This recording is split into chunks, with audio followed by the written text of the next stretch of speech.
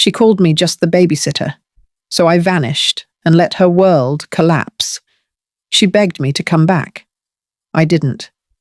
Not until I had all the power. This is how I made the woman who used me beg for my time. What happened next will shock you.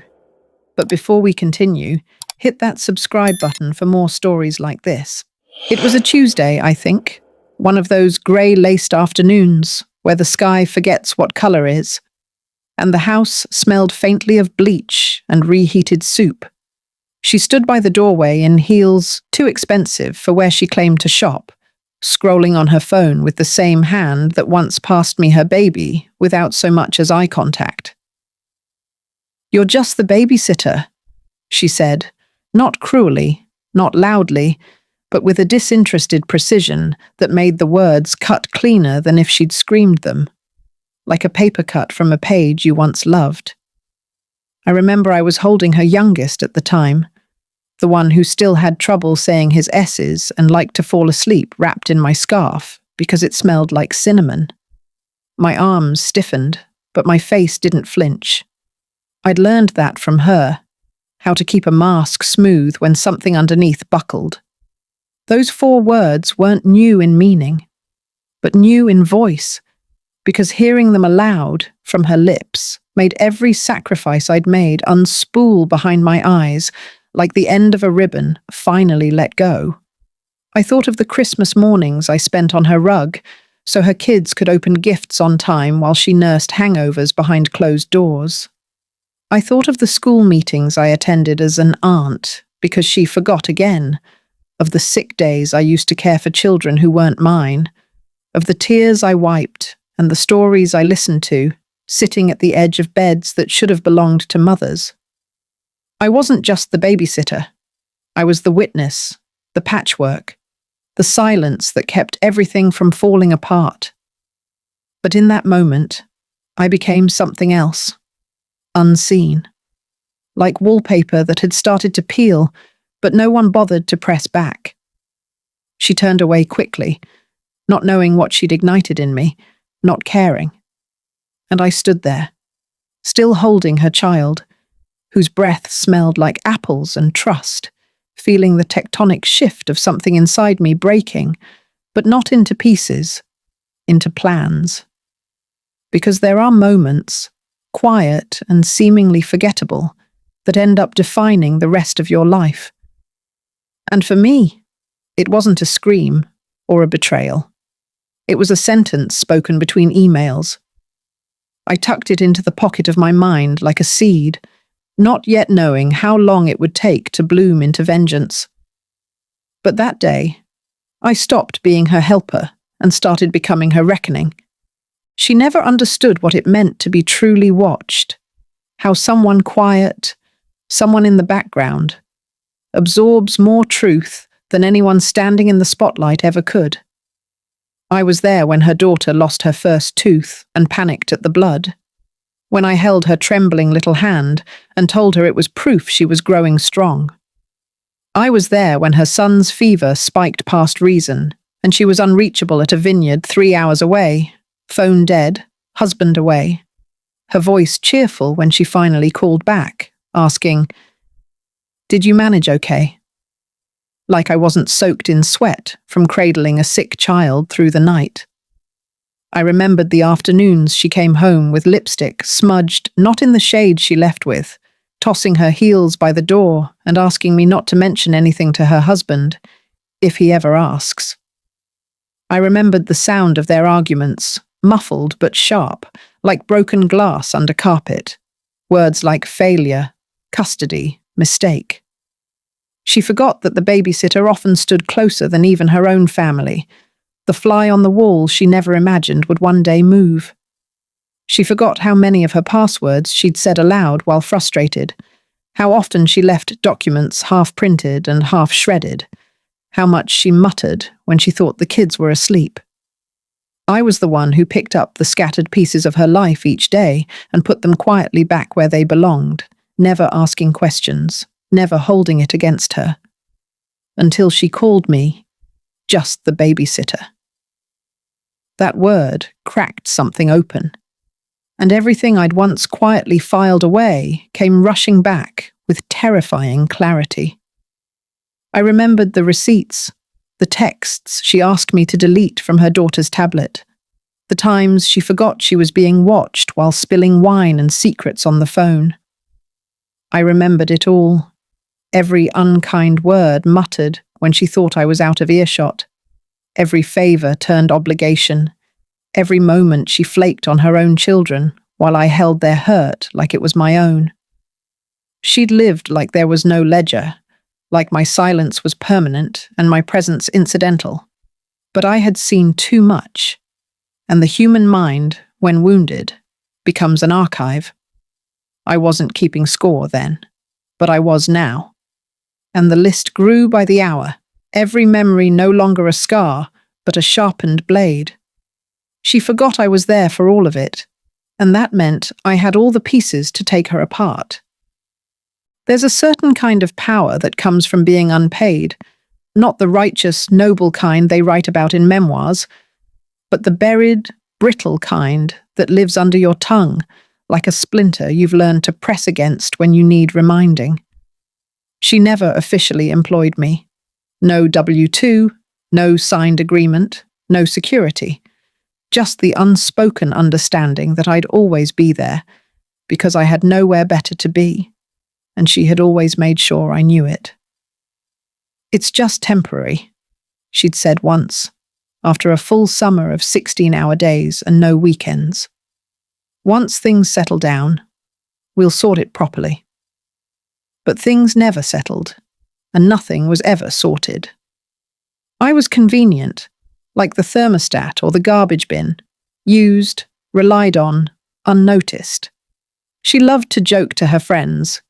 "She's basically family," like that was currency.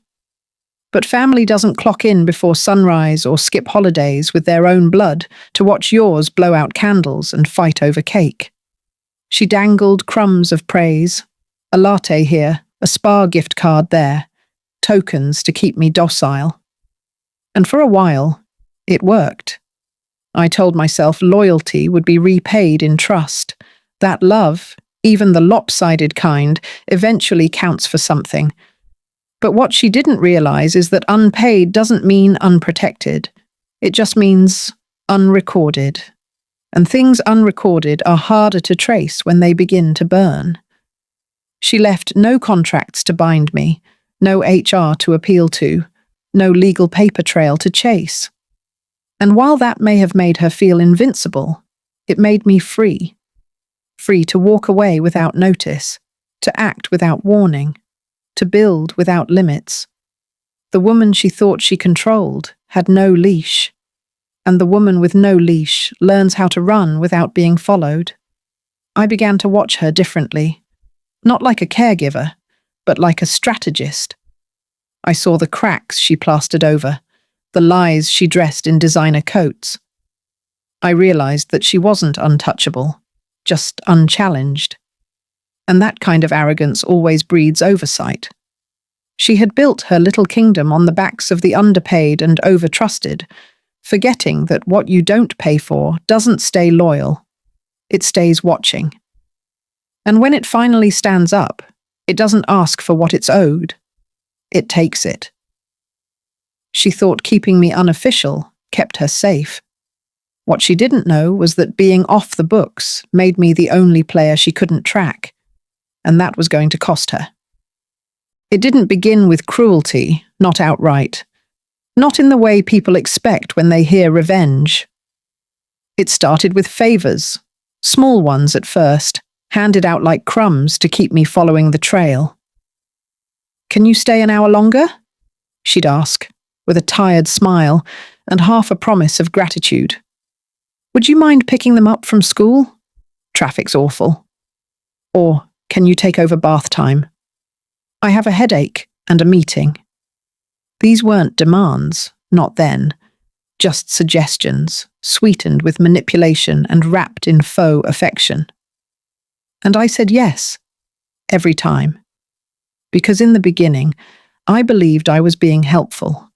I believed I was stepping up for someone overwhelmed, someone struggling to balance motherhood and womanhood.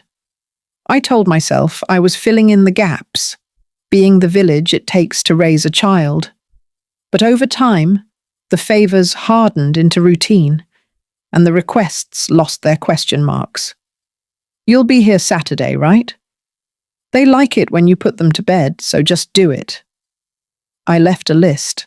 Hope you can manage. I became a living checklist, a fallback plan in sneakers and silence.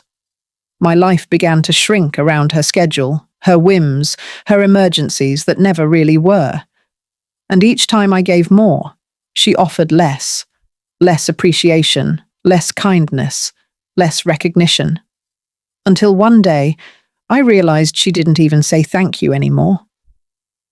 The woman who once apologized for asking too much now sighed if I dared to hesitate. I wasn't a person to her. I was a utility, a lamp that turned on when she flipped the switch. And like most people who never look at their furniture until it breaks, she never noticed how much weight she was placing on me until something inside me splintered. But even broken things remember. Even silent things take inventory. She called it generosity. I called it slow erasure. Because when you give parts of yourself away, one favor at a time, there comes a day when you look in the mirror and find outlines where substance used to be. I didn't confront her. I didn't cry or yell or plead. I just watched. And I waited. Because patterns once formed don't vanish. They calcify. And people who treat loyalty like a doormat never imagine that the same door they walk through freely might one day lock behind them. She thought I was still doing her favors. She didn't realize I was just watching her write her own downfall, one casual request at a time. There are birthdays you remember for the joy, and others you remember because they split your life into before and after. Her daughter's 7th was the latter. I'd spent the whole night prepping like it was my own child's celebration, hand-cut paper flowers strung from the ceiling, a homemade chocolate cake layered with strawberries, candles that matched the napkins, a playlist of her favorite songs. The little girl had hugged me that morning, eyes wide, whispering, "You made this all for me?" And I had smiled through the exhaustion, knowing those small moments were what made it worth it. But midday, the door flung open, and in she walked, sunglasses still on inside the house, perfume heavy with whatever scent made her feel expensive. She glanced once at the setup, her lips pursed in vague disapproval, then reached into her handbag, pulled out a crumpled 20 like she was tipping a bellhop, and muttered without a hint of irony, "Don't go overboard next time. You're just the help." It didn't land like a slap. It landed like a shovel to the ribs. Not for the words alone, but for the casual way she said them, as if she was stating the weather. I stood there in an apron dusted with flour and sweat, clutching a spatula in one hand and the frayed edge of my dignity in the other. And I didn't reply. Not because I was stunned, though I was, but because I was calculating. I'd always known I wasn't her equal in her eyes, but I hadn't realized how firmly she'd decided I was beneath her. That moment was no longer just about the cake or the party or the child's smile. It became a mirror, and I saw myself in it. Tired, invisible, used. I had given everything I had to this family, not for money, not for status, but because I thought love, in any form, deserved to be shown up close. But she had reduced it all to just the help. And something broke in me that day, but not like glass. It broke like soil cracking before a storm, before something grows wild and unmanageable. I smiled politely, nodded as if nothing had happened, and finished serving cake. But inside, a door slammed shut, and another one creaked open.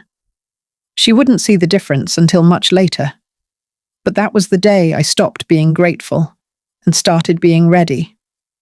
It began quietly, like most survival instincts do, not out of malice, but out of necessity, the same way you'd begin to mark the tide before a flood. After that birthday, I started keeping records. Not dramatic ones, not tabloid fodder, just the kind of things that accumulate when someone lives too carelessly under the assumption no one is watching. Screenshots of text messages where she asked me to lie for her. "Tell Mark I was with you, please," as casually as one asks someone to grab milk. Photos of bruises on her son's arm from the time he fell at the playground, which she later tried to pin on me when a teacher asked questions. Notes on the fridge written in her messy all caps, asking me to pick up prescriptions in her name.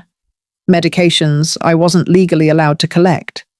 Voicemails where she slurred her speech, rambling about the hell these kids are, and laughing about how easy it was to get out of parenting when you hire someone with no spine.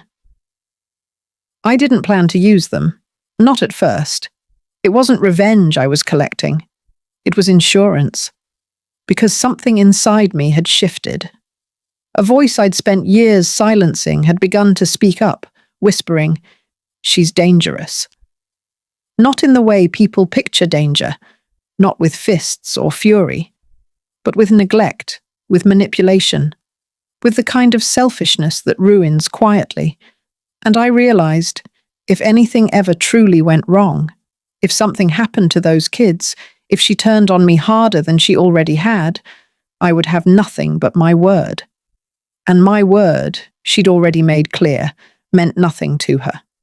So I built a truth no one could ignore. I backed up every photo, time-stamped every message, copied journal entries into cloud drives, all hidden behind folders labeled grocery lists and homework. I made myself a digital fortress, one click away from exposing everything.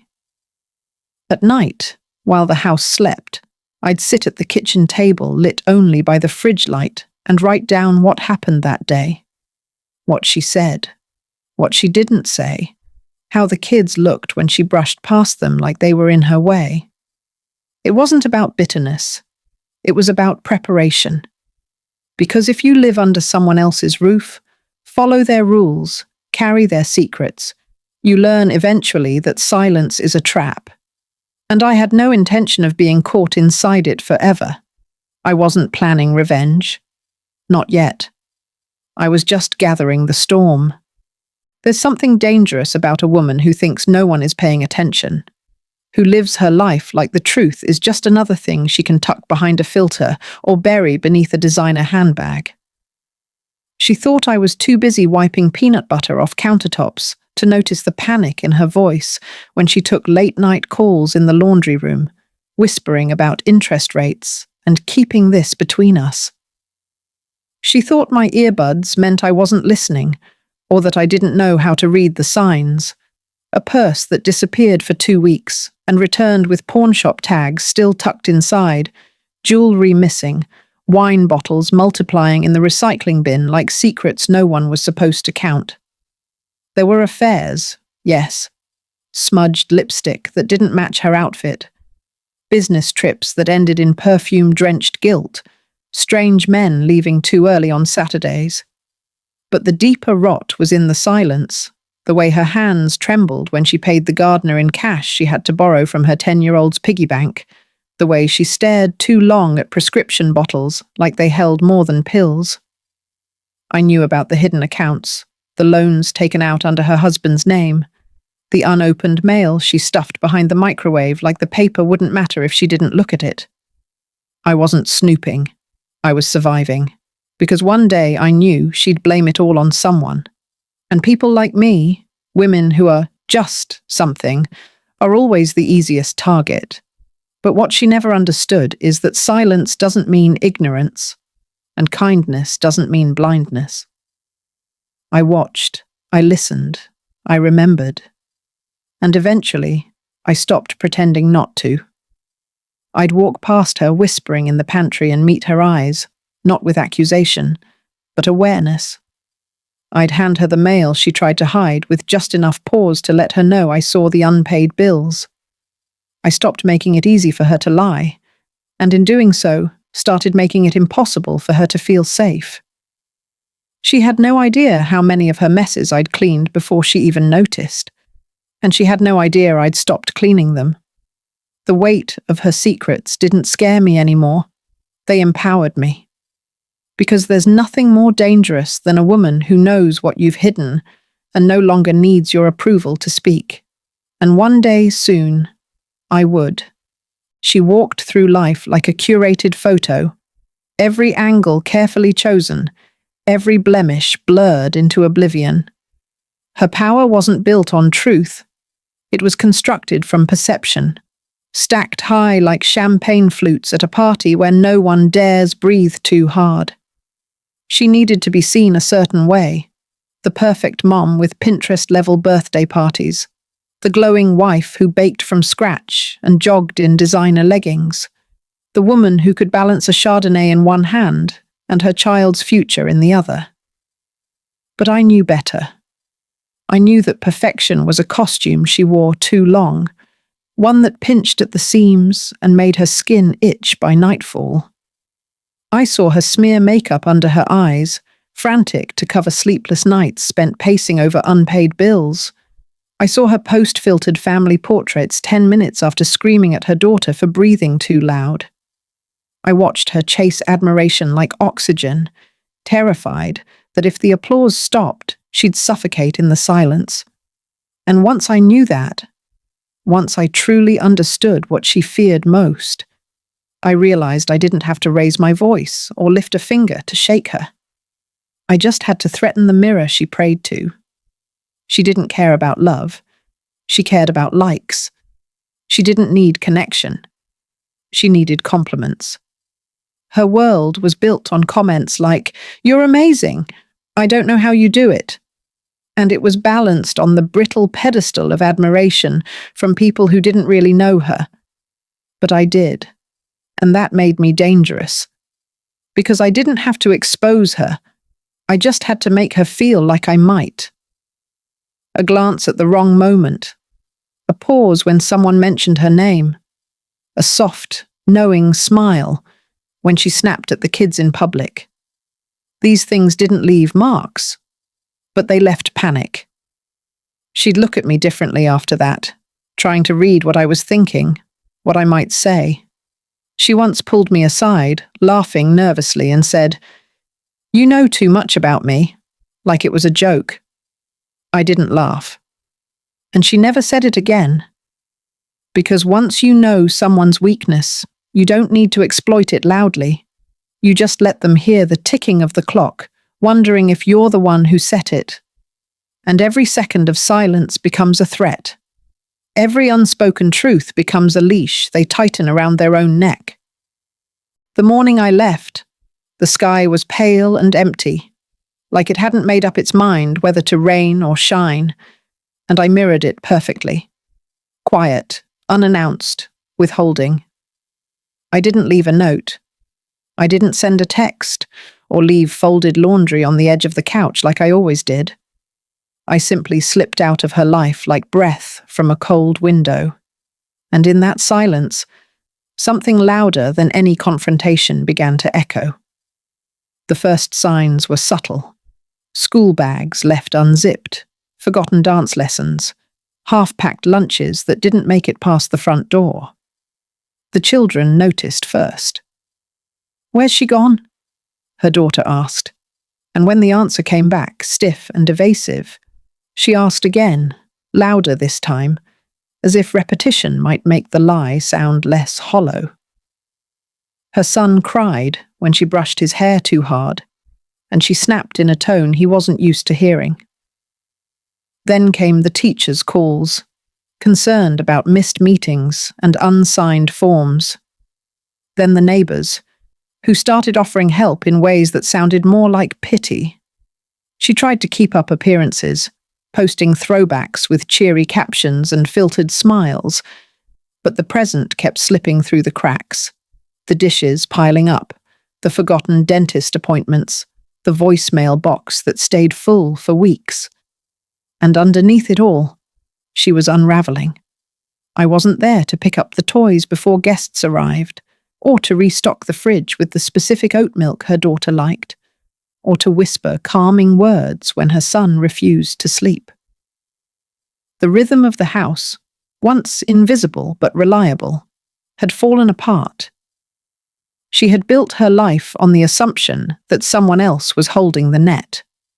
And when that net vanished, so did the illusion of control. Her husband noticed, too, how quickly chaos bloomed without the scaffolding of the woman she called just the babysitter. He started coming home earlier, quieter, watching. The house didn't feel like theirs anymore. It felt like a place missing something essential, and she didn't know how to name it. That's the thing about disappearing when you've made yourself indispensable. You don't need to make a scene to leave a scar. You just exit the frame and let the absence speak for itself. And mine screamed in the smallest of ways. An unbrushed braid, a missed recital, a cold dinner eaten alone. She thought I was a shadow, but when I left, she realized I'd been the light. The first voicemail came 3 days after I vanished, sharp and clipped like a slammed door. "You could have at least told me," she hissed, her voice lined with the panic she hadn't yet admitted to herself. By the end of the week, her tone shifted. "Hey, I just need to know when you're coming back. The kids are asking. It's been hard." I didn't answer. I let her words rot in the silence they were never used to living in. Messages started arriving in 3s, then 4s, each one a little more frayed than the last. "Please, just name your price. I'll pay you whatever you want." But that was the thing. Money couldn't fix this. Her whole life had been built around the assumption that enough zeros could buy loyalty, buy silence, buy love. And for a while, she was right, but not anymore. I didn't want her cash. I wanted her shaken. I wanted her to sit alone at her perfectly curated kitchen island and realize that she wasn't the one in control, that the woman she once called just the babysitter was now the one with power. She left voicemails that bled from irritation into something raw. "I don't know how to do this without you. I don't know what they eat. They cry at night. They miss you." She didn't say she missed me. Not yet. That would come later. Her voice started cracking around the edges, pauses too long, breaths too shallow. "I was wrong," she finally whispered in one. "I said things I didn't mean. Please just talk to me." Still, I said nothing. There's a certain power in being the absence someone can't fill, a void shaped exactly like your worth. She called late one night and didn't hang up for a full minute, just breathed, then finally whispered, "I'm sorry." It wasn't enough, not yet. Because apologies spoken into the dark don't count unless they're offered face to face, eye to eye, stripped of pride and armor. I didn't want vengeance that screamed. I wanted one that made her lower her gaze. And every message she left brought her closer to that moment. I listened to each one once, twice, stored them like artifacts of her unraveling. She was learning what I'd known all along, that the real currency isn't money, it's respect. And the minute she lost mine, her empire began to crumble. This wasn't about pay, this was about power. And I already had it. Time is cruelest when it's silent, and I weaponized that silence with precision. I let the days stretch thin and unspoken, like a wire drawn tight across a hallway she couldn't cross without drawing blood. I watched from a distance, not physically, but through the ripple effect of absence, the way a missing cog makes the whole machine sputter. She had expected me to come running back, to cave under guilt or sentiment, but I didn't move. I let her stew in the mess she'd always assumed someone else would clean. 1 week in, The kids were being picked up late from school. 2 weeks in, her husband was seen at the grocery store with both children and a bewildered expression, asking which brand of juice they drank. 3 weeks, and her Instagram went dark. No polished photos, no radiant captions, just stillness. That's when the voicemails turned to voice notes, more intimate, more desperate. And one morning, there it was, a minute-long confession wrapped in a crackling voice that didn't sound like hers at all. "I can't cope without you," she breathed, almost inaudible. "They cry for you. They ask for you. You're more of a mother to them than I've ever been. I'm sorry."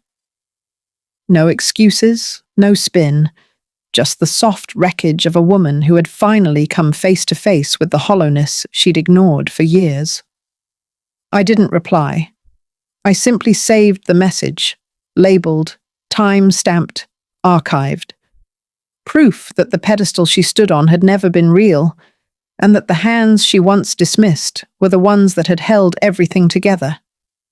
I listened to it again that night, alone in my quiet apartment, not out of satisfaction, but to remind myself that the wait hadn't been in vain. She had broken, but not in public, not yet. That would come later. For now, I let her sit in that purgatory, suspended between regret and redemption, wondering if the person she belittled was gone for good. She used to make me wait, outside schools, in kitchens, in conversations where she'd interrupt me mid-sentence to answer a call. But now, the roles had reversed, and in this waiting, there was power. In her uncertainty, I found clarity. I didn't need revenge that scorched the earth. I just needed her to feel the hollow echo of her own words coming back to haunt her.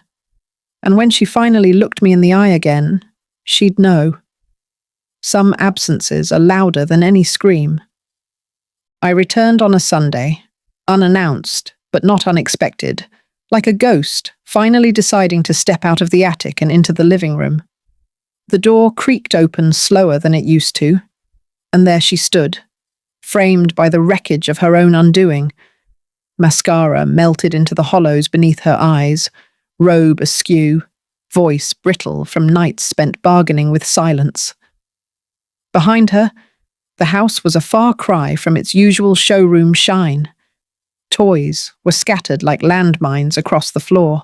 Laundry overflowed onto chairs. Dishes clung to dried food, like grief to memory. And the children, her children, peeked from behind the banister with faces that looked older somehow, dimmer. Something in them had curled inward, waiting for something they didn't yet have the words to name. She blinked at me like I might vanish again if she moved too fast. I didn't. I let the moment stretch, let her see what she had become in my absence. No drama, no cruelty, just the reflection she'd been avoiding. And then I said it, quietly, but with the weight of every sleepless night, every sacrifice, every insult she thought I'd forgotten. "Am I just the babysitter?" She flinched like I'd slapped her, but I hadn't moved. That question wasn't a weapon. It was a mirror.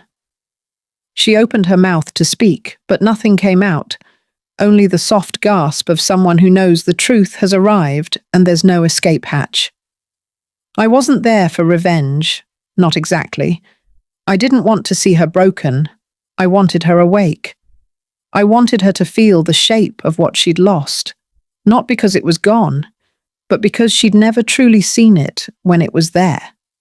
I walked past her into the house, not as an employee, but as the storm she never saw brewing. I didn't lecture or scold. I didn't remind her of the voicemails or the cake, or the children who had clung to me like I was their last warm place. I let the silence between us speak.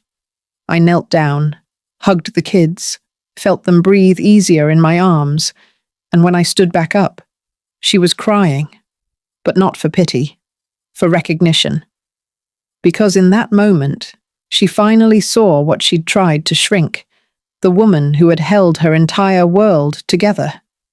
And I hadn't said, "I told you so." I had only asked a question, but she would never forget the answer. She didn't offer an apology first. She offered a salary. As if money could mop up years of dismissal, as if a printed contract with a glossy letterhead and a signature in trembling ink could undo the thousands of unpaid hours I had poured into her family like water into a cracked vase. She promised benefits, paid holidays, a flexible schedule, suddenly fluent in the language of fairness now that her world was wobbling. I listened, not out of politeness, but calculation. I let her think she was negotiating, let her hold the illusion that this was a conversation instead of a reckoning. When she finished her breathless pitch, I reached into my bag and slid a folder across the marble kitchen island. The one she used to brag was imported from Italy. In it was no resume, no counter-offer, no letter of interest. Just facts, photos, copies of school reports she never opened, notes from doctors she missed, screenshots of her own words, the ones she typed while drunk or bored or cruel. I had receipts. I had timelines. I had every detail she thought would stay buried under brunch reservations and manicured smiles. And then I told her calmly, without venom, without volume. Either she stepped down as the children's primary caregiver, voluntarily and discreetly, or this folder would find its way into the hands of people who wore lanyards and carried clipboards with authority. Child services, school counselors, her husband, the PTA mums who worshipped her, the press, if I had to. Her eyes widened, not in shock, because somewhere she'd always known I was watching, but in realization that I wasn't bluffing. For the first time, she saw that I wasn't the help. I was the witness, the archivist, the one she underestimated until it was too late. She opened the folder, flipped through the pages, and the color drained from her face like truth was something that could bleach a soul. She didn't cry. She didn't scream. She nodded, slowly, defeated. And just like that, the tables turned. Not with a bang, but with a paper sliding across granite, and a mother realizing she had finally run out of borrowed grace. I didn't smile. I didn't gloat. I simply collected the folder, turned to leave, and whispered what she once told me without a second thought. Don't go overboard next time. But she wouldn't get another one. Not from me. Not ever again. I never wanted to ruin her. I wanted to rescue what she left behind in her wake. The children weren't just casualties of her chaos. They were observers of it, shaped quietly by neglect, dressed in designer labels.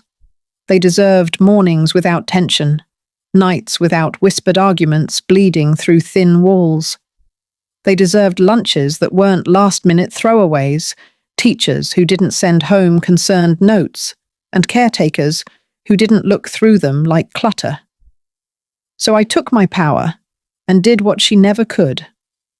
I prioritized them.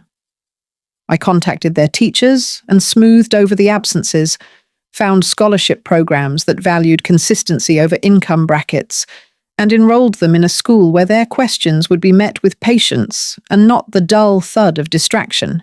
I reached out to her mother, a woman weathered by disappointment, but still anchored in duty, and explained what had happened, gently but without softening the truth. She arrived with a suitcase and eyes already brimming, stepping in with the quiet dignity of someone who'd waited too long to be needed.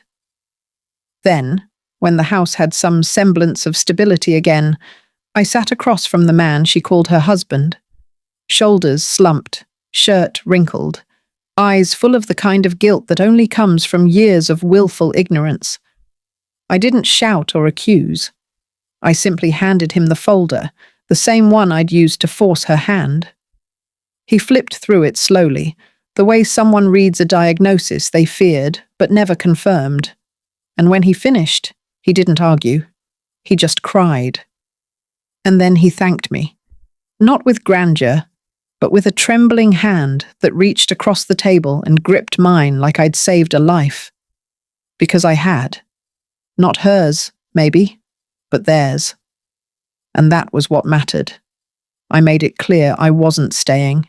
I wasn't a backup plan. I wasn't going to fall back into the role she once forced me into. But I would always make sure the kids had what they needed.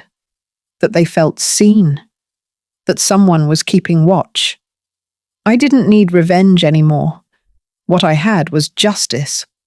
Not the kind that screams into courtrooms, but the kind that moves furniture and enrolls in therapy and packs lunches with handwritten notes. The quiet kind. The lasting kind. Because the children deserved better. And now, finally, they would have it. People ask me now, on panels, in classrooms, in hushed corners after long talks, what made me start the foundation?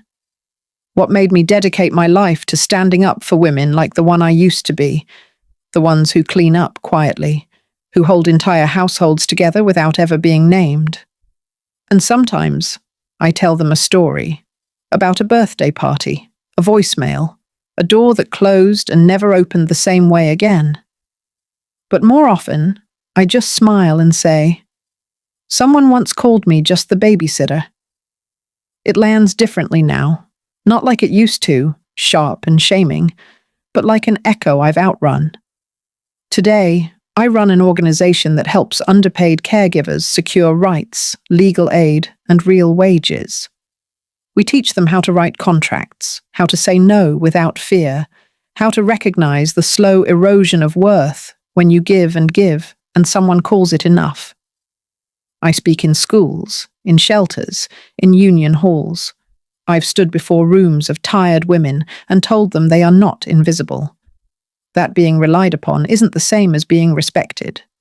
That caretaking isn't charity. It's labor, and labor deserves dignity. I watch their faces shift, the way mine once did, when a truth that's always been buried finally finds its voice.